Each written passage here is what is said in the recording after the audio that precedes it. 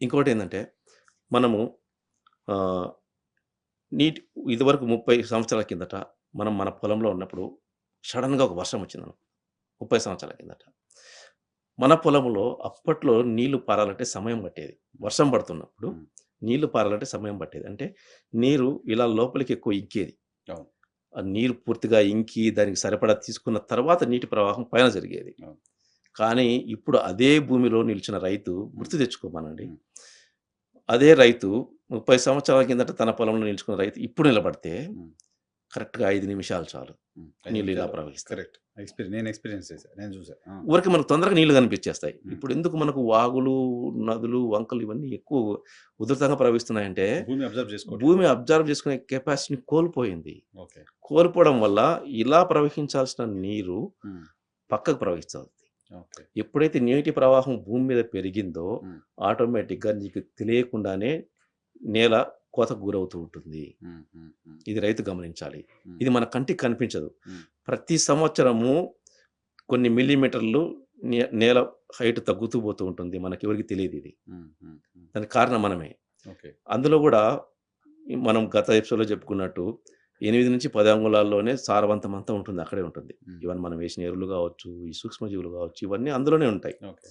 So, ఎప్పుడైతే కోతకు గురైతుందో, హ్మ్. అందులో ఉన్నటువంటి సారం మాత్రమే కొట్టుకొని పోతూ ఉంటుంది. Okay. Okay. Okay. Okay. Alarming. హ్మ్. ఇది రైతుకేందంటే ఈ నొప్పి తెలియట్లేదు. హ్మ్. నేను ఈ రకంగా నష్టపోతున్నాను నా భూమిని అనేది రైతుకు తెలియట్లా. హ్మ్. హ్మ్. హ్మ్. సో, నీటి ప్రవాహము ఇలా భూమికి సమాంతరంగా పైన పెరిగినప్పుడు, అది సారమంతా కొట్టుకొని పోతుంది. ఓకే. మనకు చెరువులు అందుకు పూడికెందుకొస్తాయి?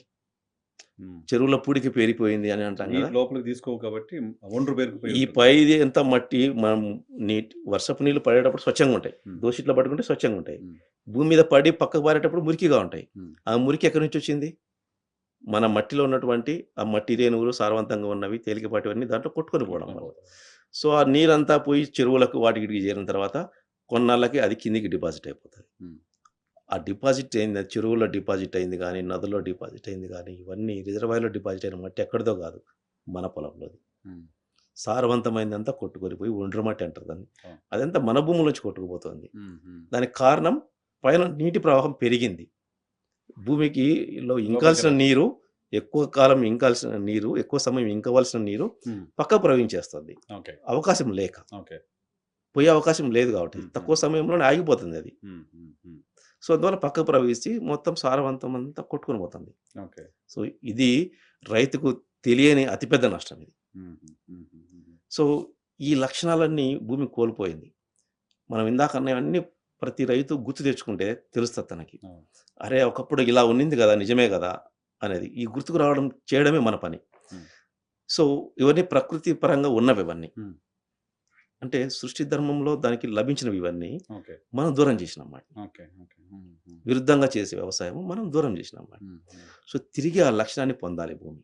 హ్మ్. ఒక రైతు తన నేల పైరు పెట్టడానికి కరెక్ట్‌గా ఉంది. అంటే గుల్లబారినట్టుగా ఉంది. ఎక్కువ గిడసబారినట్టు లేదు అని తెలుసుకోవాలంటే ఒక చిన్న ప్రయోగం. హ్మ్. ప్రతి రైతు చేసుకోవచ్చిది. ఎలా అంటే దీన్ని సాంద్రత అంటాం. హ్మ్. డెన్సిటీ అని ఇంగ్లీష్‌లో పిలుచుకుంటాం. సాంద్రత అని తెలుగులో పిలుచుకుంటాం. హ్మ్. మనము ఒక లీటర్ డబ్బా తీసుకొని, హ్మ్. ఒక లీటర్ డబ్బా తీసుకొని, మన పొలంలో మట్టి ఎటువంటి మట్టి బిడ్డలు లేకుండా, ఎటువంటి తేమ లేకుండా హ్మ్. ఆ లీటర్ డబ్బాని ఆ మట్టితో నింపాలి. పొడి మట్టి. పొడి మట్టి. హ్మ్. పొడి మట్టి ఉండాలి. మట్టి బిడ్డలు ఉండకూడదు. రాళ్ళు ఉండకూడదు దాంట్లో. హ్మ్. హ్మ్. నింపిన మట్టిని గ్యాప్‌లు గూడా ఉండకూడదు డబ్బాలో. నింపిన మట్టిని మనము బరువేస్తే డబ్బా తీసిన తర్వాత, ఆ డబ్బాలో మట్టి నింపిన తర్వాత, ఆ డబ్బా కాకుండా ఆ మట్టిని మాత్రమే మనం తూకం వేస్తే అది 1100-1200 గ్రాములుండాలి. హుహు. అంతే ఉండాలి. అలా ఉంటే నీ నేల గుల్లబారినట్లు ఉందని అర్థం. దాంట్లో కిలో డబ్బాలో, లీటర్ డబ్బాలో, లీటర్ డబ్బాలో. ఓకే. లీటర్ డబ్బాలో మట్టిని నువ్వు నింపితే దాని బరువు చూసినప్పుడు 1100 గ్రాముల నుంచి 1200 గ్రాములు. అంటే దీన్ని 1.1 గ్రామ్స్ పర్ లీటర్ లీటర్. అంటారు. ఆ! 1.1 గ్రామ్స్ పర్ లీటర్. అంటే ఆహ్, దాని సాంద్రతను అలా కొలుస్తారు. అదంతా రైతుకు అవసరం లేదు. హ్మ్. అర్థం కాదు మళ్ళీ. హ్మ్. ఒక లీటర్ డబ్బాలో నింపిన మట్టి, పొడి మట్టి హ్మ్. నువ్వు బరువు తూకం వేస్తే హ్మ్. 1100 గ్రాముల నుంచి 1200 గ్రాములు ఉండాలి. అంటే 1.1 నుంచి 1.2 ఉండాలి డెన్సిటీ. ఓకే. అది నీ పైరు వేయడానికి అనువుగా ఉన్న నేల. ఓకే. ఇంక వేరే టెక్నికల్ ఇష్యూస్ ఏం అవసరం లేదు. ఏం జస్ట్ అవసరం లేదు. మట్టితో కొలుచుకో తెలుసుకోవచ్చు. తూకం వేస్తే చాలు. ఓకే. ఇప్పుడు ఉన్న వ్యవసాయ భూమిలో ఉన్నట్టు మట్టిని తీసుకొచ్చి హ్మ్. తూకం వేస్తే హ్మ్. 1600 గ్రాముల నుంచి 2000 గ్రాముల వరకు ఉంది. Oh my God! అవునా? అంత డెన్సిటీ పెరిగిపోయింది. అంటే గిడసబారిపోయింది కదా! హుహు. నేల ఎప్పుడైతే గిడసబారిపోతుందో దాని డెన్సిటీ పెరిగిపోతుంది. ఓకే. ఓకే. ఓకే. ఆహా! ఇప్పుడు వ్యవసాయ భూమిలో ఎవరైనా సరే ఆ మట్టిని లీటర్ డబ్బాలో నింపి హ్మ్. దాని బరువు చూస్తే హ్మ్. అంటే సేంద్రియ ఎరువులు ఇవన్నీ వాడని రైతు, హ్మ్. నేల గిడసబారిపోయినట్లు ఉందనుకున్న రైతు హ్మ్. పొడి మట్టిని నింపి డబ్బా నిండా, హ్మ్. లీటర్ డబ్బా నిండా నింపి దాన్ని బరువు చూస్తే ఖచ్చితంగా 1600 గ్రాముల నుంచి 2000 గ్రాముల వరకు అంటే 2 కేజీల వరకు ఉంది. ఓకే. అంత డెన్సిటీ పెంచేసాం మనం. హుహుహుహు. సో, డెన్సిటీ ఎంత ఉండాలంటే 1.1 నుంచి 1.2 అంటే నీ లీటర్ డబ్బాలో మట్టి బరువు 1100 గ్రాముల నుంచి 1200 గ్రాములు ఉండాలి. ఓకే. ఇది చాలా సింపుల్‌గా రైతైనా చేసుకోవచ్చు. హ్మ్.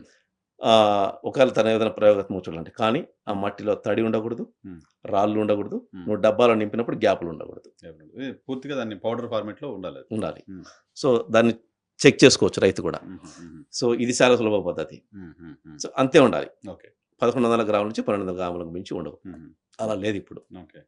మేము చాలా చెక్ చేసాం. ల్యాబ్‌లో కూడా చెక్ చేసుకోవచ్చు దీని డెన్సిటీని. ఇంకా హ్మ్. ఈజీ మాకు అన్ని ఎక్విప్‌మెంట్స్ ఉంటాయి కాబట్టి. హ్మ్. రైతు సులభంగా చూసుకోవాలంటే ఒక లీటర్ డబ్బా ఓకే. అంతే. హుహుహుహు. దాంట్లో నింపుకొని బరువు చూసుకోవాలి.